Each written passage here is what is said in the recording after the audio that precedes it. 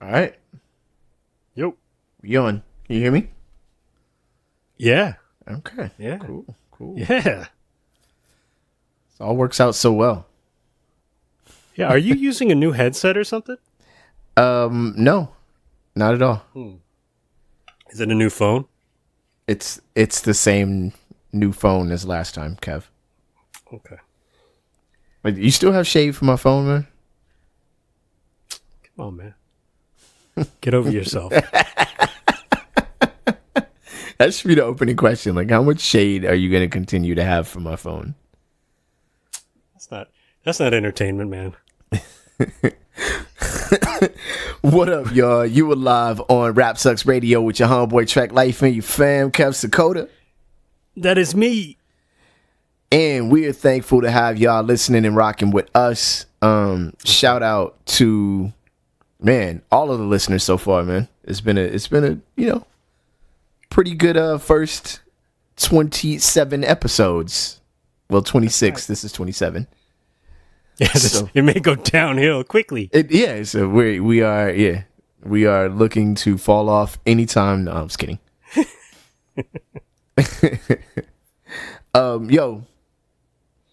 Opening question.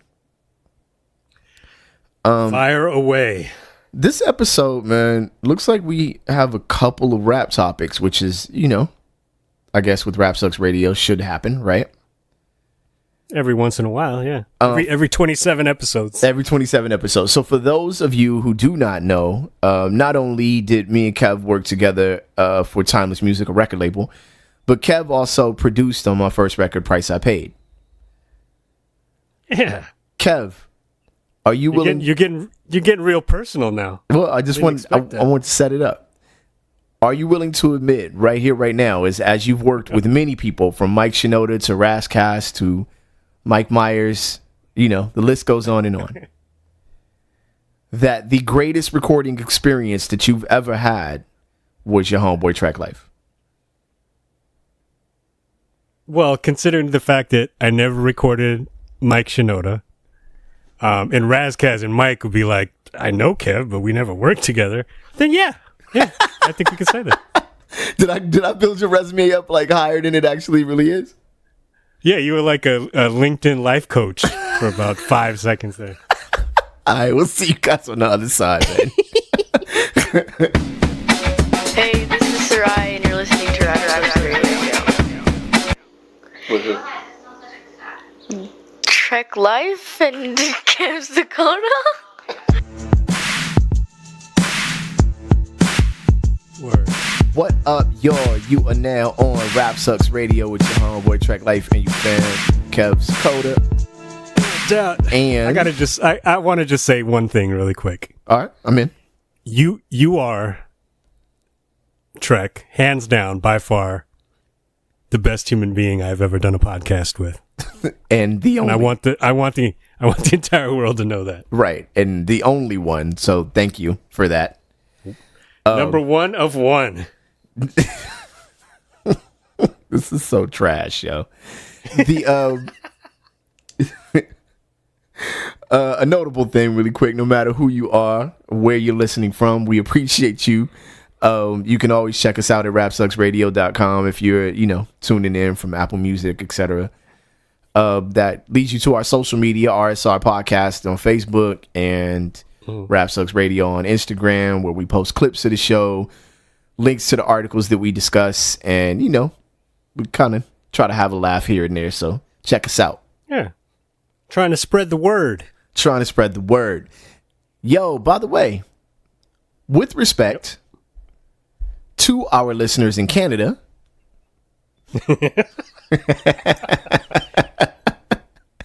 this one is for you.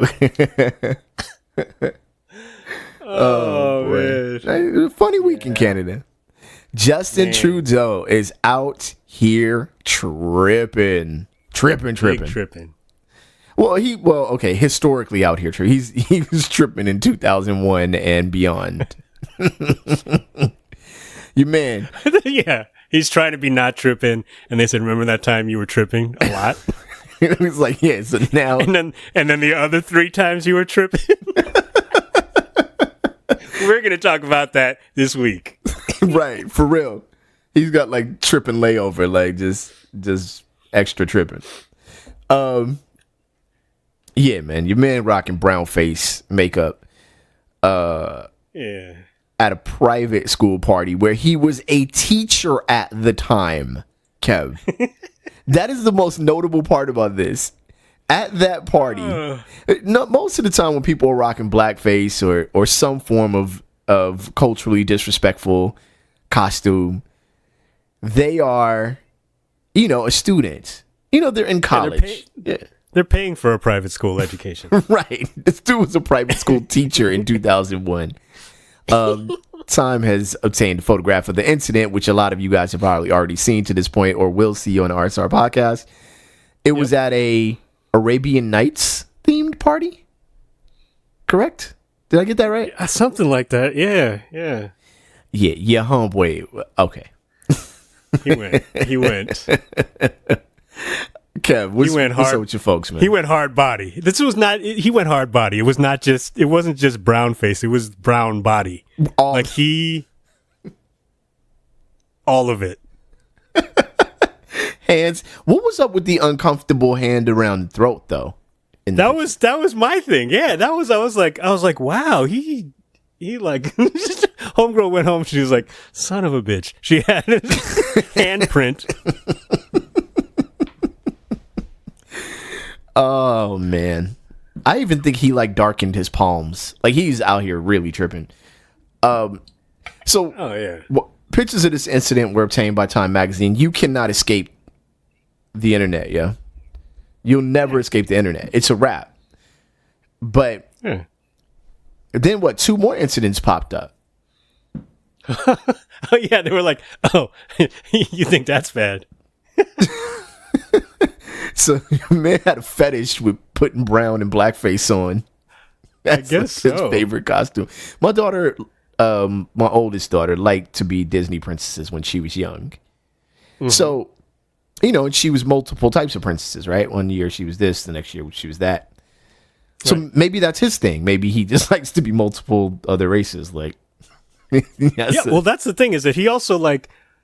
What I will say is that he showed diversity in that he varied the Pantone color of the shoe polish that he used from infraction to infraction. So there's sort of like sideways bonus points for that, I guess. Right? Yeah, you were. You got to diversify your racism if you can. You know what I mean? Also, and this may speak to my general racial ignorance. This is the first time I've heard the term brown face, which obviously should be a thing. It should be. But yeah, it was almost like they said brown face like that's just less bad. I was hoping that I wasn't the only one who saw that. I was like, all right, so here's the thing. You want to make sure that that you take the sting away from it on his behalf. Like, all right, but it wasn't blackface. It was brown. But it's like, no, dog. No. It's not cool either way. You know what I mean? No. Knock it off. The cover up is your attempt to cover up is failing really badly. By the way, and this is the thing, this is also a good, it's going to be an extended segue into something else we're going to talk about in the future is, you know how whenever stuff like this happens, especially like nowadays, a lot of times here in America with Americans, something like this will happen. And these fools just cannot bring themselves to apologize in like an honest sort of like genuine way. Right. Yeah. I happen to hear, I don't know, I don't know how much play this got, but he apologized, right? Yes, he did. Yep. And if you take that apology in a vacuum, it was a pretty damn solid apology. It was very sincere. Yeah, I agree. Guess what? I learned something there though. I don't fucking care. It doesn't matter one. So I stand corrected. If you don't want to apologize, whatever. You are. It's like, the damage has been done. Yes, your apology does not matter at all. Not even one tiny bit. Whatever, man. Yeah, you're really just deciding if you want to hold a black L or a brown L. Which color L did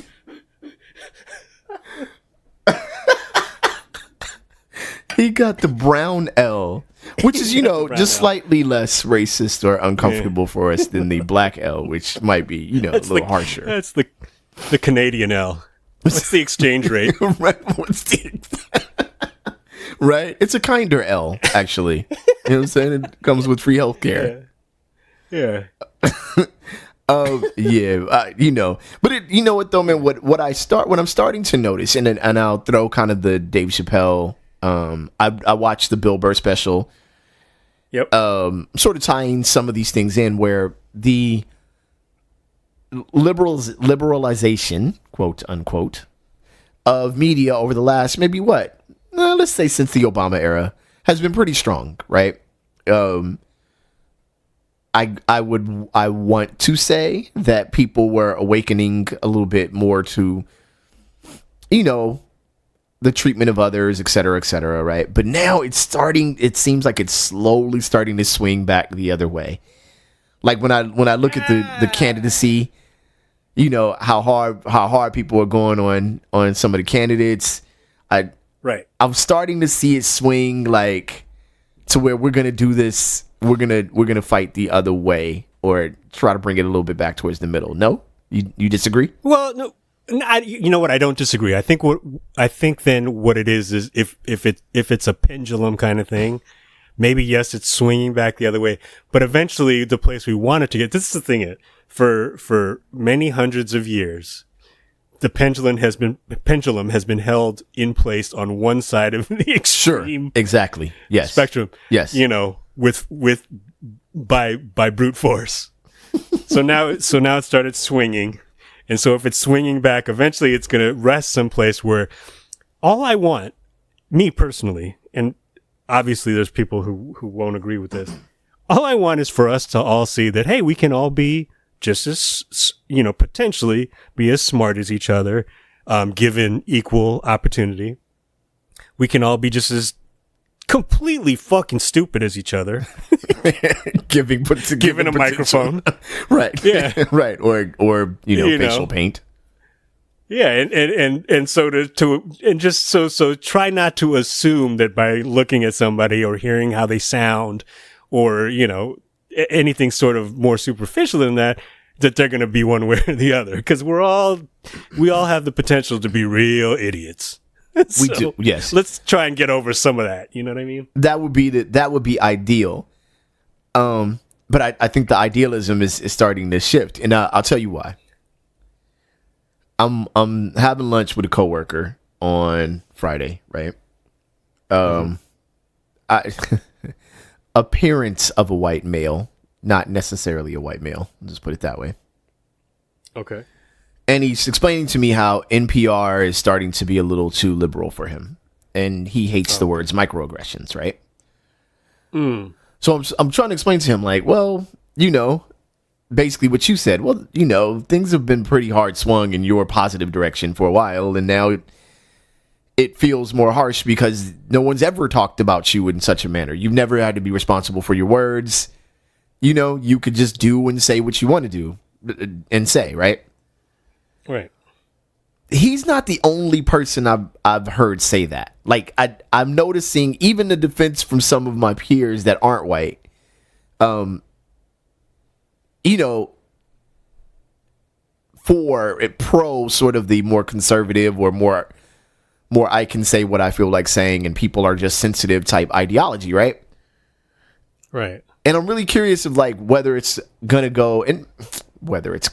Let me not do that. What I'm curious of is how that plays out as we start to, sort of really balance this thing out, like in the way that you're speaking of, where, okay, we can talk about anybody. It's open season. Everybody can be stupid. Everybody can be smart. You know what I'm saying?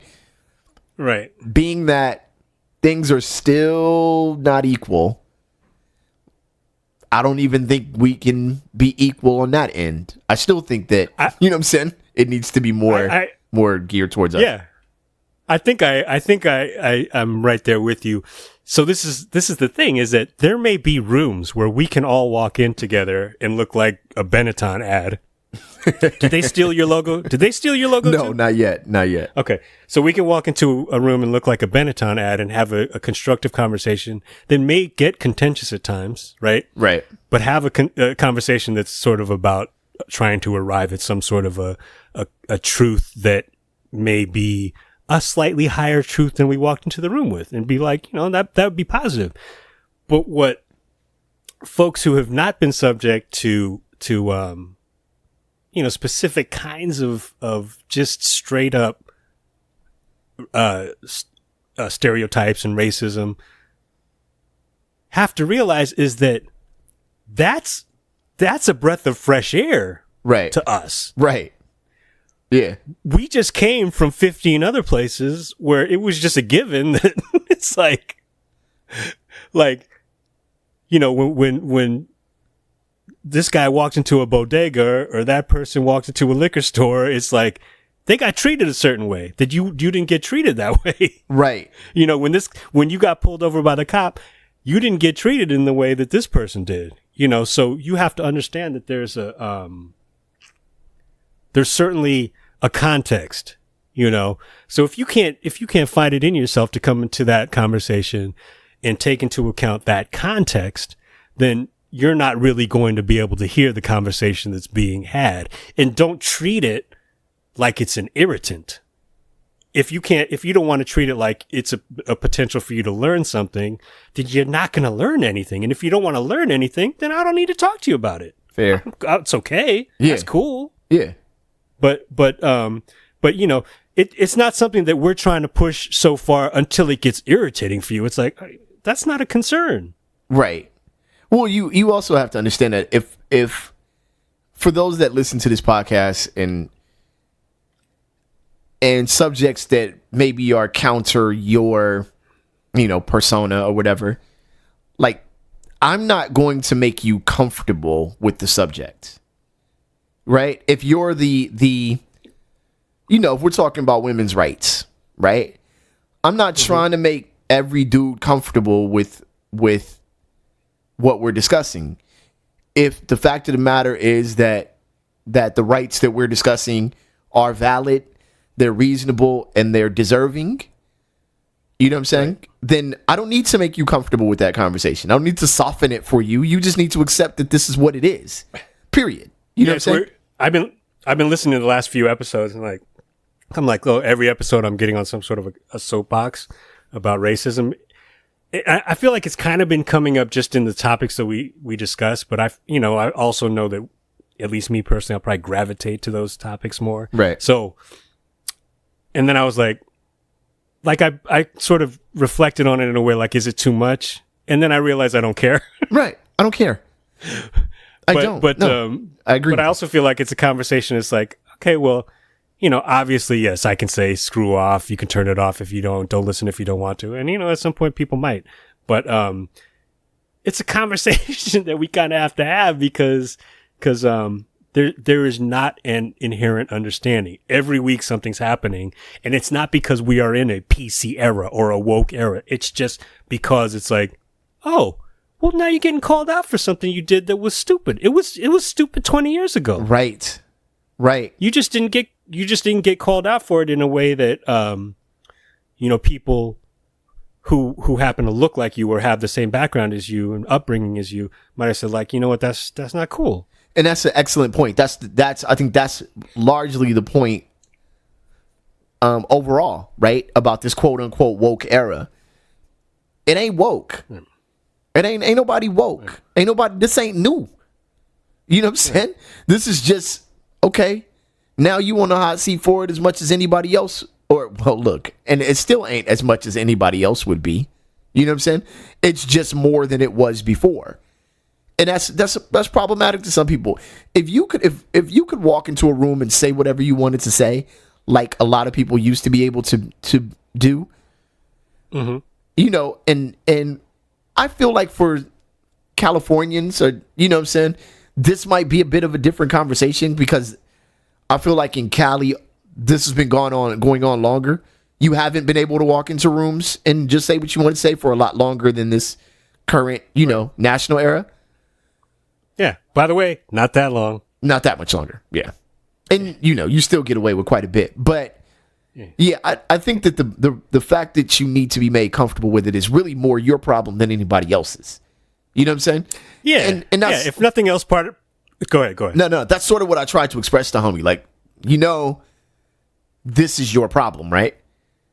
Yeah, you good. Part of the pendulum swing is you getting to the point where it's like you walk into a room, you think of the first thing that pops into your head, and before you say it, you happen to think now, because of the context of the world you live in, that like, oh, maybe this is not cool for me to say.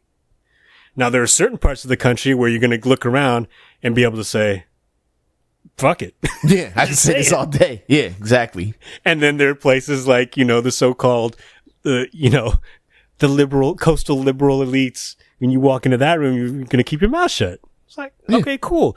If nothing else, you thought about it. But guess what? You're not done. We're not done. Nah, it's still going on. We're not done. That's why I almost feel like it would be good to jump into the third topic on the list. You know what? Let's do it. You're the attorney for the defense. I am. Trek Life. I am. I'm going to do something that's going to turn off so many of our listeners. Oh my God. Right. They're about to be so mad at me, boy. Oh, man. The title of this is Trek Life Defends Lord Jamar. All right. Here we go. I'm going to do it. If I can be your podcast Tekashi 6ix9ine real quick. I had nothing to do with this. Fair, yeah. Kevin's out of this. He's out of this entirely. God, dog. Don't worry, bro. I got your back. Thank you. Way back. Okay. Lord Jamar allegedly said, "I don't fuck with female rappers." On the, you know what I mean? I don't think it was podcast allegedly, right? With Rod Digger. Well, I'm gonna get into the allegedly part. Oh, okay. All right. All right. So let me read Lord Jamar's quote. So my thing is, okay, what somebody says in context, in full sentence context, is different, right? If I take one sentence out of your paragraph and say, this is what you said, that's not true. It's wrapped in a ton of different words. You know what I'm saying? So, right. Yeah, I think this is one of those instances. And you know what? His issue with Eminem, is sort of taken out of context too. You know what I'm saying? But I won't dig too deep into that one because he is a little bit more wrong on that than he is on this. So Lord Jamar said, and I quote, "I don't fuck with female rappers. The same reason I don't fuck with white rappers or whack rappers. I can't resonate with what a woman is talking about. Now listen, can I appreciate a sister that can rhyme good? Yes. Rod Digger can rhyme. She's dope. Bahamadia, dope. But do I listen to a female rhyming about female shit? It doesn't resonate with me, right?" He went on to say, "You got some people that'll say the Miseducation of Lauryn Hill was damn near an R&B album. I loved Lauryn Hill. She was one of the only female albums that I actually really did listen to on some, this is the soundtrack for a minute." Okay. And I'm going to end quote. Not at no point did he say, you know what I'm saying? Like, that's not all that he said. He didn't say, "I don't fuck with female rappers," close quote, end of the story, right? What he said was, okay. He didn't say women shouldn't rap. Exactly. He didn't say women should rap. He didn't say women aren't hip hop. He didn't say any of the stuff that y'all claim that he said. So none of it. He didn't say a single. It was in the sentence, but it wasn't the point of the sentence. You know what I'm saying? Now, let me back what he's saying. Okay. I don't bump Foxy Brown's little uh-oh song loud at night when I'm driving home. What the little gotta get you home with me tonight. I don't play that. That's a song that resonates with women. You know what I'm saying? It is a song about a dude talking to a chick talking to a dude. It doesn't resonate with me. I don't listen to that. You know what I'm saying? I don't listen to Eve's "Who's That Girl?" I don't listen to that. It just has nothing to do with me. You know what I'm saying? I don't find anything entertaining in it for me. Does that mean that Eve and Foxy Brown are terrible rap? No, it doesn't mean any of that. It just means that how often do you bump songs, right, that don't truly resonate with you? And I get his point there. You know what I'm saying? Now, are there some female rappers that I listen to? For sure, yeah. Lauryn Hill was absolutely one of them, right, when she was rapping, which he said some people will say Miseducation of Lauryn Hill was an R&B record. That's me. I'm some people. It was absolutely an R&B record with rap sprinkled in. So whatever. Right. You know what I'm saying? Find me if you want to. But that's what it was. You know what I'm saying? Was it a good record? Yes. Was it a hip hop record? No, it was not. It was not a hip hop record. It was a hip hop record as much as what's homeboy, whatever dude that won the hip hop award with the R&B album. It was as much of Nelly? Nelly? Not Nelly. No. Dude from Drew Hill. Wait, what? Remember when dude from Drew Hill won the Cisco won the hip hop award and oh, you're talking about Cisco? Yeah. I'm saying he won a hip hop award? Yes, he did. Yeah, you don't remember that? Oh, there was a long era of my music industry history where I paid very zero attention to every single awards. I never knew that though. That's pretty crazy. Yeah, he won a hip hop award, right? So wow. Listen, don't even try it with me, because I know y'all not bumping that either. Don't even try it.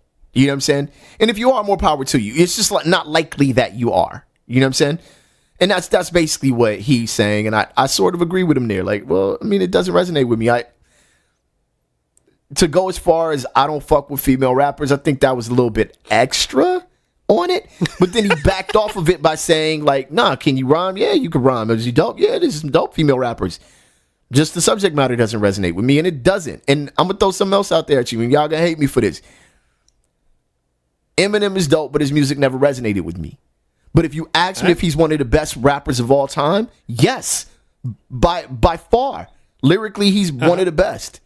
I just never wanted to kill my mother, or, you know what I'm saying, any of the other stuff. Or, you know, I didn't have a baby mom I wanted to murder. It never resonated with me. It can happen. You know what I'm saying? His subject matter exactly was not, yeah. All right. So there you go. There it is. Was there really a defense necessary? Yes. There was. Why did people? This is what I wanted to know, because that's how you wrote it, is that Trek Life defends Lord Jamar, and I knew what you were talking about. But at the same time, until you said that, I was like, I didn't realize how crazy people went bananas on this. People were really upset, and I'm going, okay, wait, this is actually the one time he didn't say something absolutely crazy. You know what I'm saying? Yeah, it wasn't like he's like, I don't fuck with women in the workplace. Or I don't think women should have the right to vote. Right. Or you know, so many other things that many other people have said and passed, you know, are kept from being passed into law. It's like, we've got to this point where you can't not like something, and that's a weird thing for me too. You know what I'm saying? Well, this is the thing. If he was just some dude at the barbershop that didn't rap, yeah, you know, and not even barbershop, just say at a barbecue or something, you know, where there are women representation there. It's like female representation. It's like he could have said that and been like, whatever, right? Right. I think it's the fact that he's in one of the most well-renowned rap groups of you know, right, of all time. You know what I mean? Yeah. I think it's not that smart, because then you start talking about, you know, people say like, well, I only really fuck with Grand Poobah anyway. Yeah, well, then you had that, which is always the corny out, like, right? Yeah, that's the corny way to respond to that. Yep. But yeah, I mean, it's an opinion. You know, and the fact is, if you're gonna be a co-host on a program with Rod Digga, who you know, I happen to think, you know, I was like, all right, you've done dope stuff. Yeah. One of the best. At least you have the gut. If you know, obviously you believe what you say. You're not talking out of the side of your face. It's like, hey, this is my co-host. I'm going to say this thing. I know I assume he knows it was going to spark some sort of a conversation. and that's the thing. Like Yeah. You want to talk about people trying to gain attention and blah blah blah. Look, my homeboy said this, and I understand this clearly, and I think it's one of the most accurate things anybody's ever said. There's no such thing as a private person with social media. If you are on social media to some degree, you want attention as well. Let's just stop. Let's knock it off. If you were able to have his platform, I'd say at least 90% of you would take his platform, right? And when you were responded to in the same manner he's been responded to, I'm not saying that he's always right. I'm not saying I agree with 50% of the shit he says. I'm just saying you wouldn't respond with the decorum that he responds with. That's the other thing. He doesn't seem to really take all of this heavily personal. You know what I'm saying? This isn't... Yeah, he wasn't... I don't think he was saying all kinds of B's and C's and things like that. You know what I mean? He just... You know. So, I'm not talking about 6ix9ine. I'm just saying, you know, y'all can't even handle... whatever, I'm not going to do that part to y'all. Y'all good. All of y'all are good people. The reality is this. No, it's... Yeah, I mean, you know, let's cool. stop, you know? Let's just say this, though.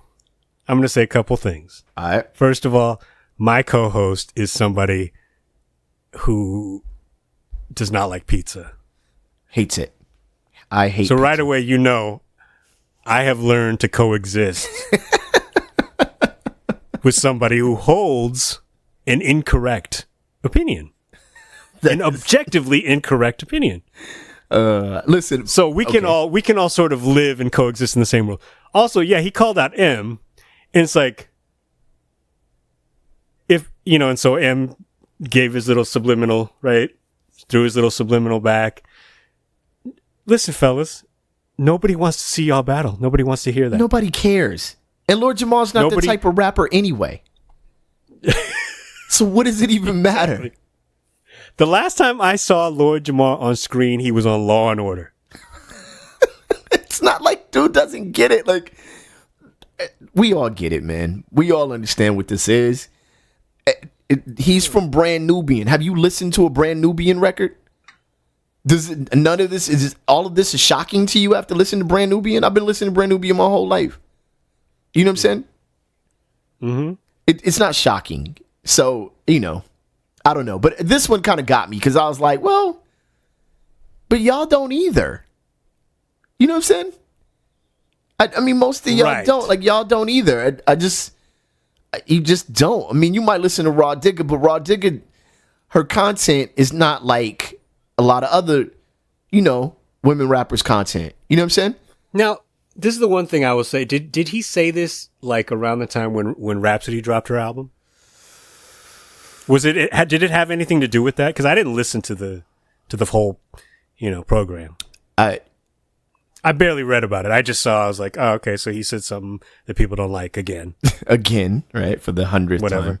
Yeah, between him and Talib Kweli, and you know, it's like, God, dude, y'all are really out here, boy. Y'all are out here for real. Yeah, it was around that time. Well, I didn't know if it had anything to do with that because it was just part of a discussion about it. It wasn't particularly. Yeah, and he did the little carve out for light. that was actually the part that I thought I was like, oh, that's actually the thing that you should be getting in trouble for, right? If anything. It's like, she looked like a dude, so it's cool. It's like, wow. Like, okay. He just threw that out there, like, yeah. He's like, I was like, you're trying to clean that up, and you did not do a good job clean with it that up particular effort. No, but if I'm sitting in front of him as I am now, you know what I'm saying, and I'm in a comfortable situation, I'm not gonna get too many curveball questions, if any, from my co-host. You know what I'm saying? Mm-hmm. But you know, if I'm in that hot seat and I go a direction and I'm not, you know, I'm talking. And I'm saying things like, I don't fuck with female rappers, but I don't mean it that way. Now I'm backtracking and trying to clarify my point. And in my clarification, I'm ruining the clarification. Like, it just seems like it gets a little away from a lot of people a lot of times. You know what I'm saying?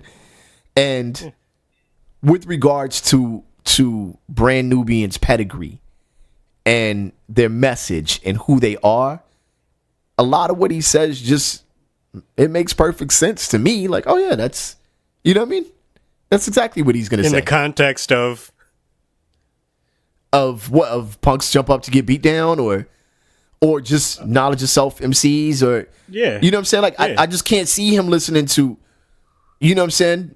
I don't know, Holla Back Girl or whatever. Like none of that seems like something that he would listen to. I mean, not that Gwen Stefani's a rapper, but you know what I'm saying?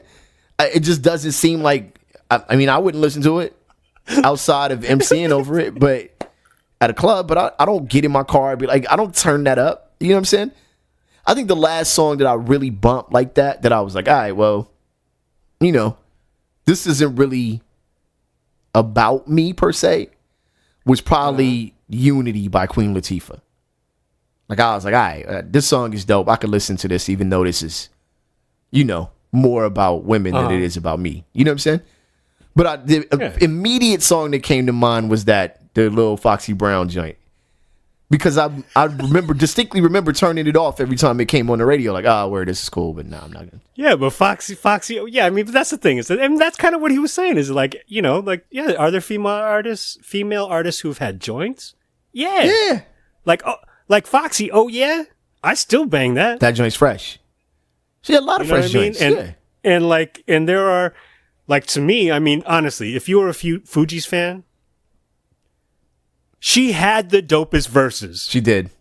Although I'm more of a fan of Wyclef in that group. But yes, she had the dopest verses. Okay. Yeah, but if you listen to Cowboys, she killed it. And Young Z was on that record. Yeah, murked it on that record too. You know, and I didn't really like, when I listened to Miseducation, yes, there was the R&B part of me that really liked most of that record. Yeah. Yes, true. But then if you get to Final Hour and you finally get to the point where it's like, Final Hour, I'm going to listen to that record and check out what she's saying. It's like, I assume she wrote that verse. That's one of the dopest verses that came out in that sort of 5-year span. Guaranteed. In my opinion. Guaranteed. I mean, I could think of, if we want to just throw songs out there that, Lil Kim. That's the thing. And Lil Kim Stay That Bitch is one of the rawest records ever. Like, period. One of the dopest sample flips as well. That sample was crazy. But, and I'm not saying this to make y'all comfortable with the fact that I don't listen to, you know what I'm saying? I'm not, you know, like I said earlier, like this is kind of why the segue was better to go into this than into the other topic. But yes, I'm going to give you the segue into the second topic, by the way. Word up. You have to understand that it's okay to not like something. You know what I'm saying? Yeah. And that's okay. Hip hop has to understand that. Like, it's not a big deal. You know what I mean? On either side, a lot of you cheer yourselves on for not liking records. I don't listen to that, and that's why I am the human that is ascending directly down from heaven into your radio. No. You suck, though. I've heard you rap, and you suck. You know what I'm saying? Your record sucks. All of your music sucks. Your beats suck. So you telling me what you don't listen to doesn't matter to me. Because I've performed with you before, likely, and you sucked. You sucked. I blew you off stage multiple times. So don't sit here and tell me what you listen to or what you don't listen to. You know what I'm saying? Because none of y'all are blowing, most of y'all are not blowing Brand Nubian off stage. Even right now, you're not doing it. So yeah, I'm done with y'all. Get over yourselves for just like 10 seconds. You'll feel better. You know what I mean? Rap Sucks Radio. Rap Sucks. That's all. But he also didn't say like, I'm better than all female rappers. Did not say that at all. He might have implied it, but he didn't say it. Hey, this is the thing. You and we're not trying to offend. If you are a hard rock, you know, say you're locked up, and whatever opportunity you have to listen to music, you are listening to your Foxy Brown featuring 112. It's fine by me. And you're Megan Thee Stallion and you're Gwen Stefani in a cohesive playlist while you're out in the yard. We're not trying to discourage you from being able to do that. That's the thing. Like whatever you want. Just know that the dude we're about to talk about next is the one who probably put you there.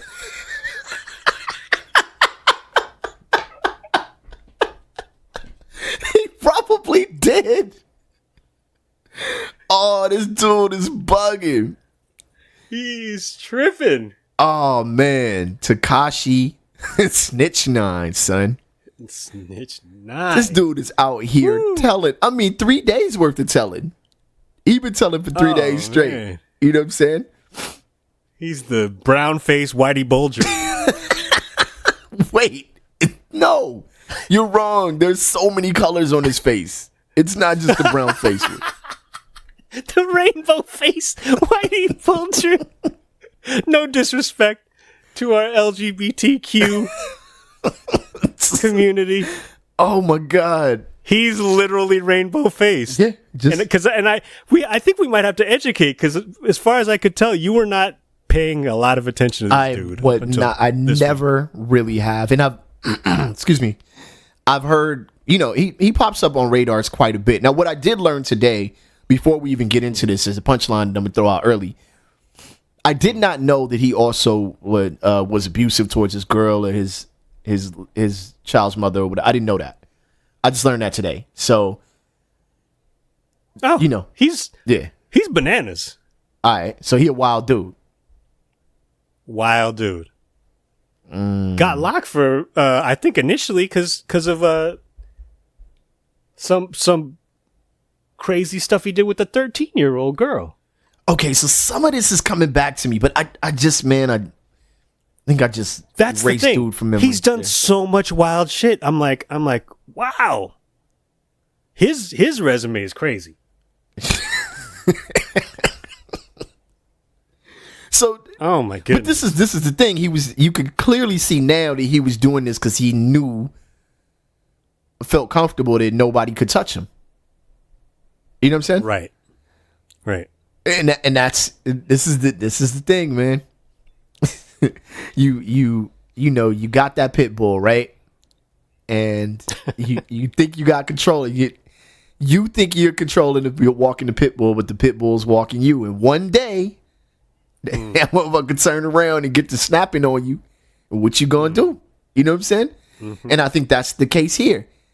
Because so for those of y'all who don't know, or people who've been under a rock or whatever, Tekashi 6ix9ine has been just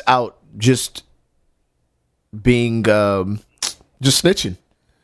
He's on trial for a kidnapping case, and laundering and extortion and all sorts of other charges are involved in all this. And he is up there singing. He telling who did what, who it was, who else is involved. He's said that Cardi B is a blood, which I don't know why that matters. Who else? Jim Jones. I don't know why that matters. We all knew that already, actually. So yeah, whatever. Who cares? Mm-hmm.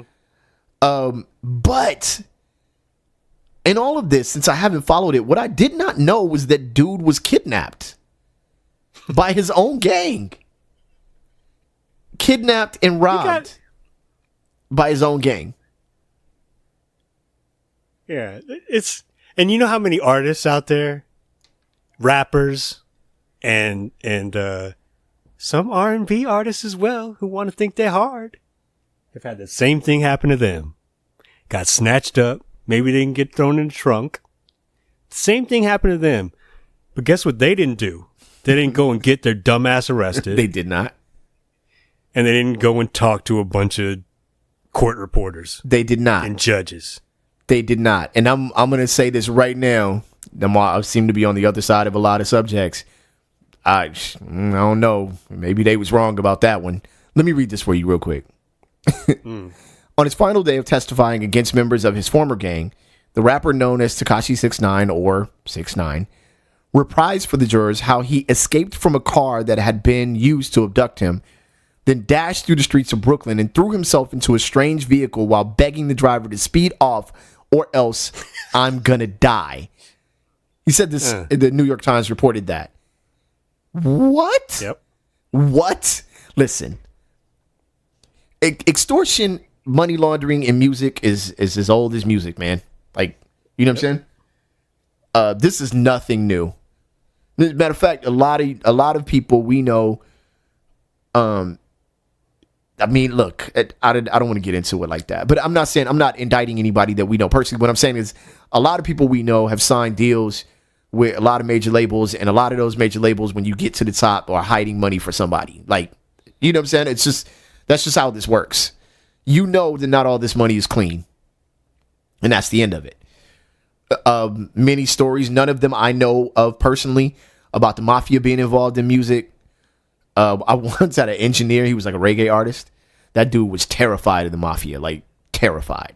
So this is not new. You know what I'm saying? This is a good way to hide. The music industry is a great way to hide money. So there's that. You know what I'm saying? Right. But fam, you gonna kidnap me, throw me in the trunk or throw me in the car, threaten my life, rob me or whatever, and then be like, hey man, get my back if you in court. I'm like, I don't know, man. I don't know if a lot of people, even the hardest people, would be able to hold on to that. You know what I'm saying? I'm not sure about this one. I think, like I said, I think he did multiple stupid things to get himself in the situation. Yeah, he did. And he's, at the end of the day, he's a kid. So he did dumb kid stuff. Yep. And that doesn't mean that other kids his age are not infinitely more intelligent and well acquainted with how not to do dumb stuff than he seems to have been. But he did some dumb stuff. But yeah, like when we don't have to, obviously not going to ever talk about anybody we know in that kind of way. But it's like, we're coming up. You'd be like, oh, so-and-so got slapped up by so-and-so. Yes. And the first thing you think is, whoa. And then you think about it, it's like, and then the first question is, well, what'd he do? Right. What did he do? And then you may or may not get an answer to that. If you don't, that's the end of the conversation. That's the end. You never talk about it again. Nope. You don't mention it. You go to the studio, pick a studio, and you look around at the people there, and you say to yourself, all right, I'm going to do my verse and get the hell out of here. Because, you know what I'm saying? The engineer looks terrified. Engineer is terrified. He's terrified. Like, I feel so bad for the engineer. Every time I was in those situations, I'd be like, oh my God, this dude.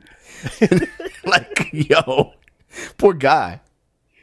So yeah, I mean, we know what it is, man. Like, it's the record industry. He's snitching on the record industry. This happens to be a particular part of it, right? But, you can act like this hasn't been happening for years, but this has been happening for, as long as you've been listening to records, man. You know what I'm saying? Yeah. He just had a particular, I don't know that I particularly care for his talent at rapping, but his talent for shining a colorful light on the underbelly of the music industry and its gangster. Wait, did you use colorful deliberately because of the face tattoos? Oh yeah. Okay, you were. All right, yeah. I'm making sure that they get that joke. I want the people. You know what I'm saying? I want the people to appreciate a colorful light. That's been shined upon it. That is too terrible. Like, come on, man. But you know what, man? A lot of people wouldn't snitch. I mean, so, more power to you, man. I don't really know what decision a lot of people would make in this situation after you've been kidnapped and threatened to be murdered. I'm not sure if you're going to get on that witness stand and be like, that's my homie. You know what I'm saying? No, that's the homie. We good. Like, what happens next? I get out of here and I get killed anyway? Whatever. I don't know. I have no idea. I know that you're, like you said, he's a kid. And if there are any young people that listen to this podcast, like, I'm telling you now, be smarter than this. You know what I mean? Yeah. Just be smarter than this. It can end a lot faster than you think. Exactly. So, there you go. The more you know. The more you know. On a lighter note, old news, real quick. Old news. I like the title that I gave for this. You know what I'm saying? I love the title you gave this. I'm a fan. Thank you. Almost as much as I love pizza. Well, all right, fine, whatever. Nasty. Okay. Title for the topic. Yeah, you took out the G because the G ain't in you. You know what I'm saying? That's right. So this is actually from 2013. That's how old this is. But it popped up, and I was like, Oh, no. this is so old. But it popped up, and I was like, you know what? I never knew this happened. All right. Yeah, no, neither did I. Yeah. The creator of the GIF says it's pronounced GIF. Now, a lot of people pronounce it GIF, but the creator said it's pronounced in 2013.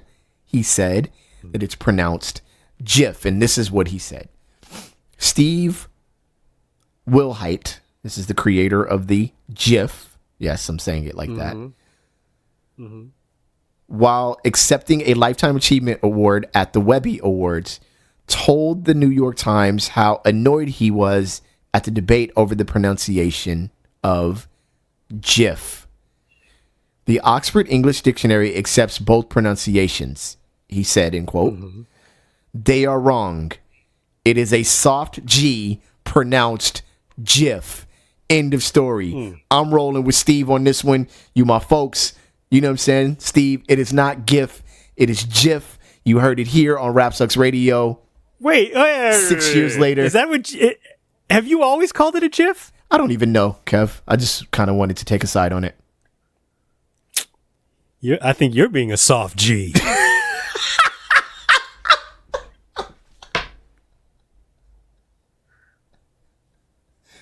This show is over.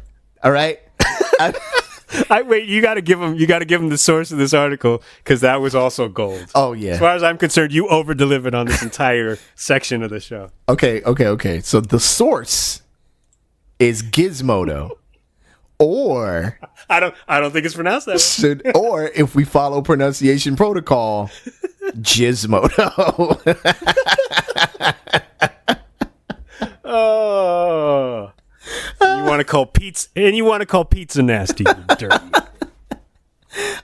Yeah. It's GIF, guys. What are we gonna do about it? How do we fight this? This is I don't know. This is my Lord Jamar moment. I remember. I'm pretty sure, and had no desire to go back and look it up to confirm, but I'm pretty sure there was a late night interview, and I think it was with Kevin Spacey. And this is before it became known that he's a psychopath. That he said GIF, and there was a whole conversation about the pronunciation between him and whoever the host was. And he said GIF, so I'm going to go ahead and keep calling them GIFs. Oh, all right. Whatever, man. Yeah. If you want to side with Kevin Spacey, that's your choice. Wow. You and Kevin Spacey. I'm not siding with the actual creator of the thing. I'm siding with Kevin Spacey. All male hip hop. Whatever y'all want to do. All right, man. I don't even know. I don't even know how to deal with this. This is not what I wanted, by the way. You are now rocking with Rap Lord. Thank y'all for rocking with Rap Sucks Radio with your homeboy Track Life and your fam Kev Sakota. So Kev Sakota, the GIF. Yo, the joke. You can rock with us on any platform, including iHeartRadio. Yes, Kev, that is a new thing, right? That's a new thing as of a couple weeks ago, right? Including iHeartRadio, Apple Music, or you could just rock with us on rapsucksradio.com. Please check us out on Facebook, RSR Podcast on Facebook, and Rap Sucks Radio on Instagram and Twitter. Holla at us. We don't really update the Twitter very much, so Instagram and Facebook is better ways to catch us. We're working on it, y'all. And you can also, if you want to listen to full episodes on YouTube, that's possible. Rap Sucks Radio, YouTube. So, yeah, we got y'all covered, man. We will holler at y'all next week on the count of three. We say peace. 1, 2, 3. Peace. See, you did that. You were off. Wait, no, I waited a second to time this. Anyway, peace, y'all. We out. Your rhythm is good as Lord Jamar. Bye. Goodbye.